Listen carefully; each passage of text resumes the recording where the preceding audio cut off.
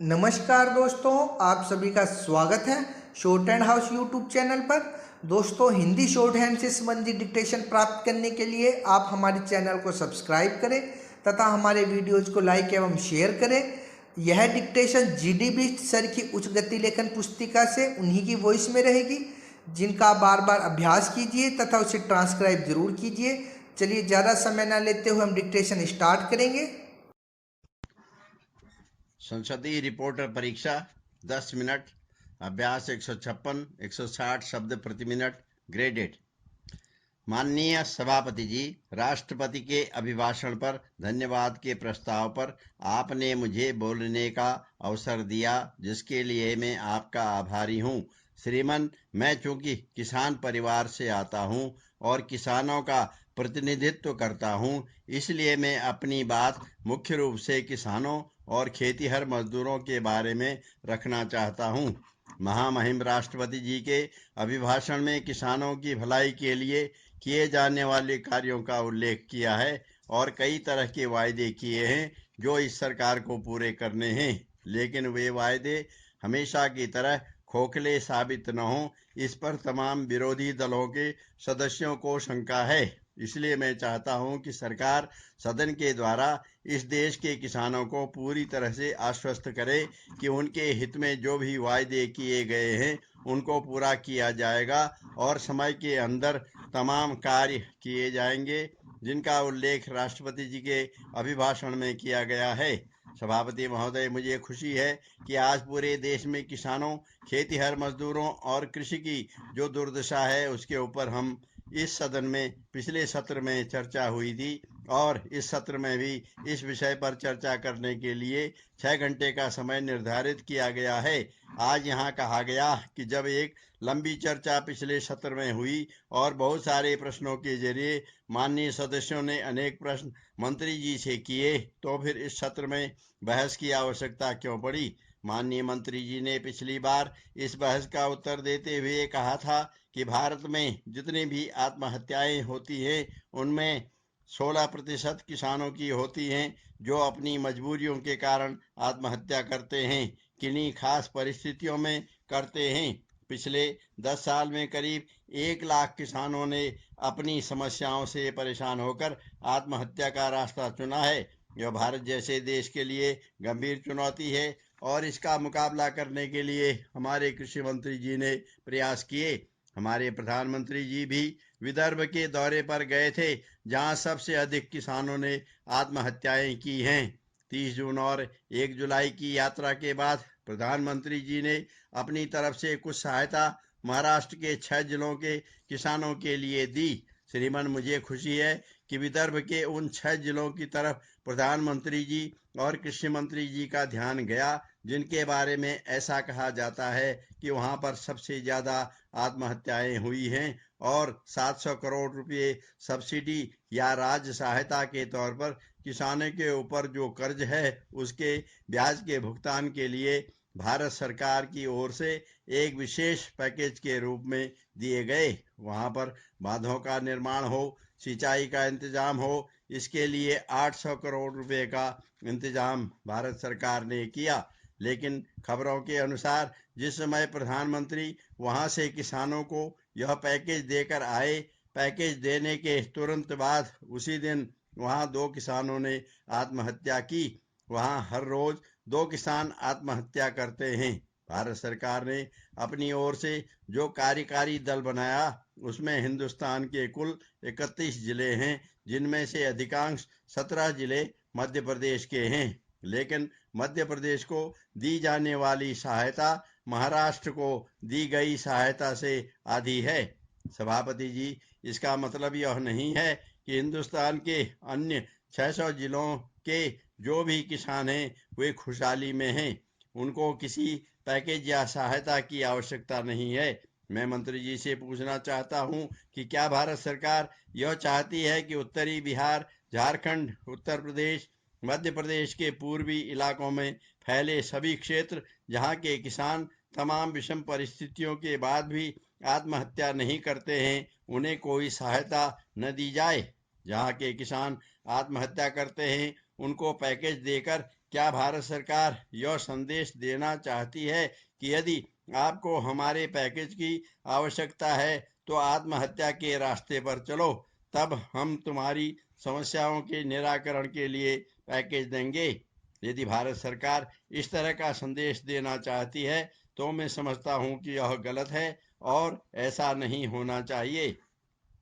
महोदय, हिंदुस्तान के सभी किसानों की समस्याएं करीब करीब एक जैसी हैं और इसीलिए आप देखेंगे कि धीरे धीरे हमारे देश की योजनाओं में, हमारे देश की आर्थिक तरक्की में खेती का योगदान निरंतर घट रहा है।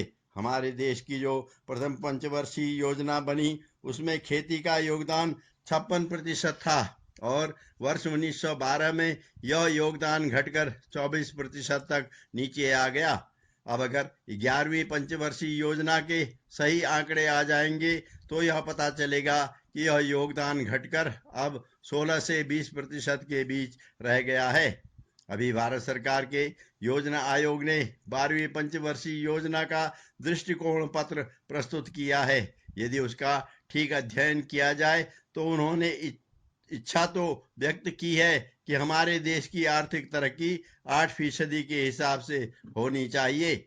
जब तरक्की 8% के हिसाब से हो तो उसमें कृषि का योगदान कम से कम 4% के हिसाब से होना चाहिए। लेकिन उसी समीक्षा में हम यह पढ़ते हैं कि 10वीं पंचवर्षीय योजना में खेती का योगदान 3% के हिसाब से आर्थिक तरक्की में गिना गया था, वह अब घटकर केवल 2% पर रह गया है।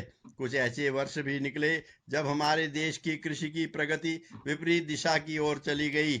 ऐसा क्यों हुआ, इसको स्पष्ट करना आवश्यक है कि जिस देश की 2/3 आबादी खेती पर निर्भर करती है, जिस देश की आबादी का 60% आदमी कृषि पर निर्भर है, 11 करोड़ से अधिक खेतीहर मजदूर रहते हैं, उस देश की पैदावार क्यों घटती चली गई, यह बात मेरी समझ से परे है। देश में पर्याप्त वर्षा हुई है, प्रकृति ने हमारा साथ दिया है, फिर क्या कारण है कि हमारी कृषि आमदनी में अपेक्षित वृद्धि होने के बजाय लगातार घट रही है और किसान बर्बाद हो रहा है? जो देश के करोड़ों लोगों के लिए अन्न पैदा करता है उसकी लगातार दुर्दशा हो रही है और व्यापारी और अधिकारी संपन्न हो रहे हैं। श्रीमान, यह दुर्भाग्य की बात है कि हमारे देश की आबादी आज 1 अरब 8 करोड़ की संख्या पार कर गई है। इतनी बड़ी आबादी को खिलाने के लिए 2-3 चीजों की बहुत आवश्यकता है। साथ ही दलहन और तिलहन की उपज हमारे देश में आवश्यकता के अनुरूप नहीं हो रही है। आज सबसे अधिक दाम दालों के बढ़े हैं। गरीब आदमी के लिए वह प्रोटीन का स्रोत है, लेकिन आज लोगों को वह जिस दाम पर मिल रहा है उसे खरीदने में गरीब आदमी असमर्थ है। दालें आज आम आदमी के पहुंच से बाहर हो गई हैं। गरीब आदमी के लिए खाद्य तेल दूसरी आवश्यकता है, उसे भी आज हमें बाहर से मंगाना पड़ रहा है और ऊंचे दामों पर वह उपलब्ध हो रहा है। इसलिए मेरा सुझाव है कि किसानों को इस प्रकार से प्रशिक्षित किया जाए कि वे दलहन और तिलहन की पैदावार की ओर अग्रसर हो सकें और हमारी जो परंपरा से चली आ रही गेहूं और चावल की खेती है उसकी तरफ उनका रुझान कम हो और वह इन महत्वपूर्ण फसलों का उत्पादन कर अपनी आमदनी भी बढ़ा सकें। मान्यवर, जहां तक चीनी का संबंध है, पिछले साल हमारे देश में चीनी की पैदावार बहुत कम हुई है, जिसके कारण हमें चीनी बाहर से मंगानी पड़ी और उसके दाम आसमान पर पहुंच गए, जिस भाव पर गरीब आदमी खरीद नहीं सकता है। एक तरफ किसानों को गन्ने की उचित कीमत समय पर नहीं दी जाती है और जब वह गन्ना अधिक पैदा करता है तो उसका गन्ना मिट्टी के मोल पर बिकता है, जिससे निराश होकर वह अगली बार गन्ने की फसल नहीं बोता, जिसके कारण ही गन्ने की पैदावार कम होने से चीनी की देश में कमी देश में होती है। आपको स्मरण होगा कि कुछ वर्ष पहले जब किसानों के गन्ने के उचित मूल्य के लिए आंदोलन किया था, जब गन्ना खेतों में जलाया गया था, तब तत्कालीन प्रधानमंत्री ने उनसे कहा था कि क्या आपने अधिक गन्ने की पैदावार मुझसे पूछकर की थी? इस तरह का रवैया यदि सरकार का रहेगा तो किसान क्या करेगा? सरकार को किसानों और गरीबों के हित के लिए एक सही नीति अपनानी चाहिए, जिससे किसान को अपनी पैदावार का उचित मूल्य मिल सके और गरीबों एवं मजदूरों का भी भला हो सके। महोदय, आज सिंचाई का अभाव है। हमारे देश का केवल 40% क्षेत्र सिंचित है, बाकी ईश्वर के भरोसे पर ही चलता है। अगर उसकी कृपा न हो तो किसान भगवान को प्यारा हो जाता है। दुनिया में कोई भी क्षेत्र ऐसा नहीं है जो रिसर्च एंड डेवलपमेंट के बिना आगे नहीं बढ़ सकता, लेकिन हमारे देश में अन्य देशों के संतुलन में केवल 3% का निवेश रिसर्च एंड डेवलपमेंट पर खर्च होता है। विश्व के तमाम वैज्ञानिक साल में 2 या 3 रिसर्च पेपर निकालते हैं, लेकिन हमारे यहाँ साल में एक भी नहीं निकलता है। इसीलिए जानकारी के अभाव में हमारे किसान परंपरागत फसलें ही बोते हैं। किसानों को उसके लिए उचित सहायता सरकार की ओर से नहीं मिलती है।